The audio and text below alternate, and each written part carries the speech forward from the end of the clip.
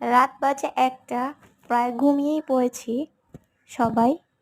But এখন কি হলো যে আমাদের উঠতে হচ্ছে এত রাতে?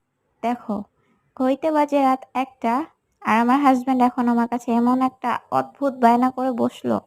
কি করব, দেখো বাইরে কত বেশি অন্ধকার। তারপরেও কিছু লাইট জ্বালানো আছে, বাট সামনে অন্ধকার। আমাদের বাসার সামনে আবার কবরস্থানও আছে। তারপরে দেখো, জানালাটা লাগিয়ে নিলাম। এখন আমার হাজব্যান্ড এত রাতে আমাকে বলছে গরুর মাংস ভুনা খেতে চায়, আর সাথে পরোটা। পরোটা আর গরুর মাংস আমারও অনেক ফেভারিট, বাট রাত ১টা বাজে, কি আর করার।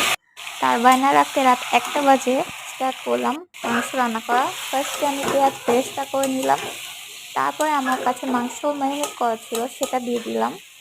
এখন হচ্ছে মাংসটাকে ভালোভাবে কষাচ্ছি ঢেকে ঢেকে অল্প আঁচে। তারপরে আবার একটু জানালাটা খুলে নিলাম। দেখো বাইরে সব কিছু চুপচাপ নীরব। আর এই দেখো আমার মাংস প্রায় কষানো হয়ে গেছে। নেড়ে দিচ্ছি মাংসটাকে ভালো মতো, সুন্দর করে এটাকে আমি কষাচ্ছি। আর এখানে হচ্ছে আমি পরোটা বানিয়ে নিলাম, কারণ পরোটা দিয়ে গরুর মাংস অনেক টেস্ট। সো ফার্স্টে তেল দিলাম, আর দেখো আমার পরোটাটা কেমন হয়ে গেছে। পরোটা ভাজতে ভাজতে পাশের চুলায় গরুর মাংসটাও রান্না করছি। আর আমি আমার বিফে একটু পেঁপে দিয়েছি যাতে বিফটা একটু সফট হয়, কারণ এই বিফটা একটু সিদ্ধ হতে যাচ্ছিল না। আর এখানে আমি পরোটা ভাজতেছি, দুই চুলায় দুইটা একসাথে। একজন মানুষ দুই হাতে দুই চুলায় দুইটা কাজ করতেছি, দেখো। তারপরে এই তো পরোটাগুলোকে ভাজছি উল্টিয়ে পাল্টিয়ে।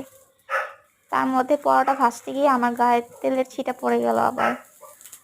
এত রাতে খুবই বিরক্ত লাগতেছিল তেলের ছিটাটা পড়ার পরে, বাট খাওয়ার সময় এই কথা ভুলে গিয়েছিলাম, কারণ অনেক মজা হয়েছিল। তারপরে এই তো জ্বর নিয়ে পরোটা আর গরুর মাংস ভুনা করলাম। তারপরে দেখো বিফটা কত সুন্দর হয়েছে দেখতে। এই দেখো পুরাই কি কালার হয়েছে। আমার হাজবেন্ড বলছিল এটা যদি পোলাও দিয়ে খাওয়া যেত তাহলে অনেক ভালো হতো। আর দেখো রাতের ২:৩০ বেজে গেছে, আমরা মুভি দেখতেছি এখনো। আর কি করব।